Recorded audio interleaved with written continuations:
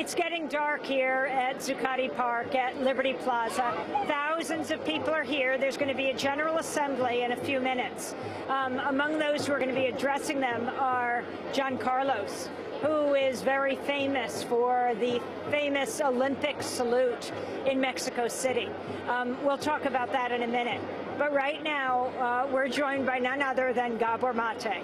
Gabor Maté, who is known to Democracy Now! Listeners and viewers for his many books, among them In the Realm of Hungry Ghosts, Close Encounters with Addiction, Scattered, about attention deficit disorder and what you can do about it, looking at the mind-body connection, a book called When the Body Says No. And so I guess the question here today, Dr. Gabor Maté, you've come from Vancouver, from Canada. Why are you here at Liberty Plaza? Well, I happen to be in New York speaking to a number of groups on addictions and stress and child development, but I could not stay away from this place. As somebody who reached political consciousness in the 1960s, just when John Carlos did his famous salute at the Olympics, it's gratifying to see that the thirst and the demand for justice and power and people's rights wasn't restricted to one generation or one time only, but is very much alive in America. It's wonderful to see that. So you're a physician who deals with issues like addiction. In fact, that's why you're in New York. You're going to be addressing people. But what does that have to do with Occupy Wall Street? Why else is it so exhilarating for you today? Well, you know, among the many inequities in a society are the ones that this protest has brought to light, the inequitable distribution of wealth and power. But what is not so generally realized is that this society also makes people sick. 50% of American adults have a chronic medical illness, and much of that has to do with stress. And if you look at the literature on what causes stress, it's uncertainty and lack of information, and loss of control, and lack of expression of self.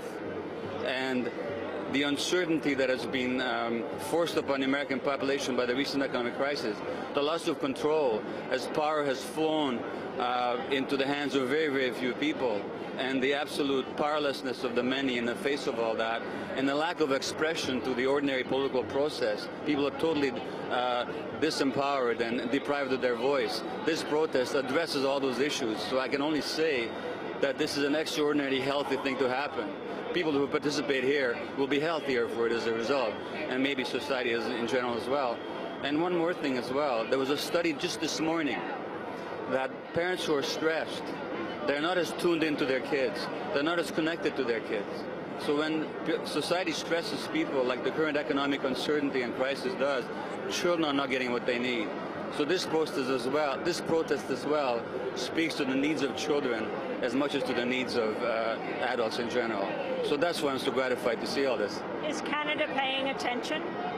It's paying attention to the media, and there's some talk of similar protests in Canada. It hasn't happened yet, but it well might, and it well should, really. And how has the corporate media covered this in Canada? Well, in the beginning, it was like up here. It was ignored. But now they begin to pay attention to it.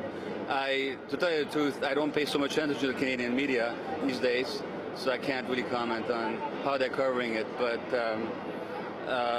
it's nice to see that the American media, at least now, has begun to pay some serious attention. And there was a wonderful column the other day in the New York Times by Paul Krugman, the Nobel Prize winner, that really honored the protest for what it is. Well, I want to thank you very much. This is Democracy Now!, democracynow.org, the War and Peace Report. And we'll be back as